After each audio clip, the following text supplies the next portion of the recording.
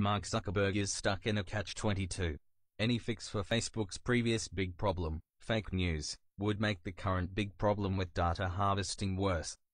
As a media company and one of Americans' top sources of information, Facebook's de facto anonymity and general lack of responsibility for user-generated content make it easy for propagandists to exploit. Making matters worse, it isn't willing to impose tighter identification rules for fear of losing too many users, and it doesn't want to be held responsible in any way for content, preferring to present itself as a neutral platform.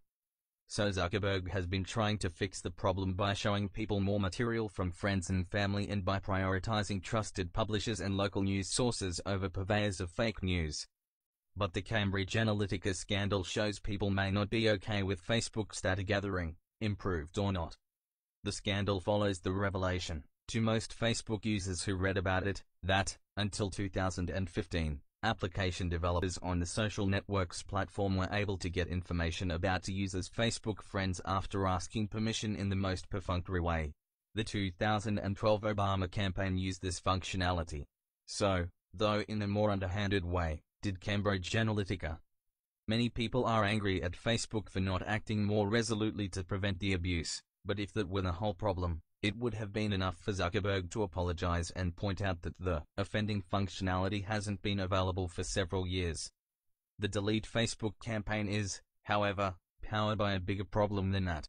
People are worried about the data Facebook is accumulating about them and about how these data are used. Facebook itself works with political campaigns to help them target messages. It did so for the Trump campaign, too, perhaps helping it more than CA did.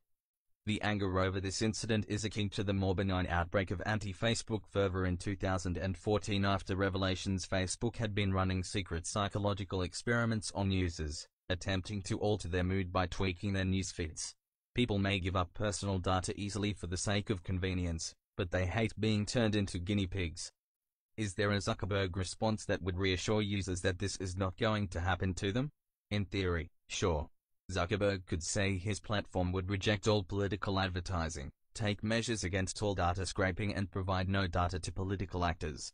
That, however, would be a slippery slope. Nobody wants to be a guinea pig for big corporations, either. Smaller sacrifices, however, may be useless against the critical mass of popular disapproval. What do people want from Zuckerberg, anyway? Do they want an environment that produces lots of quality data, or do they want Facebook to stop collecting data? Both. But then, how would Facebook make money? Or perhaps neither? Would the world be a worse place without Facebook? People can always have an uncivil conversation with bots about divisive politics on Twitter.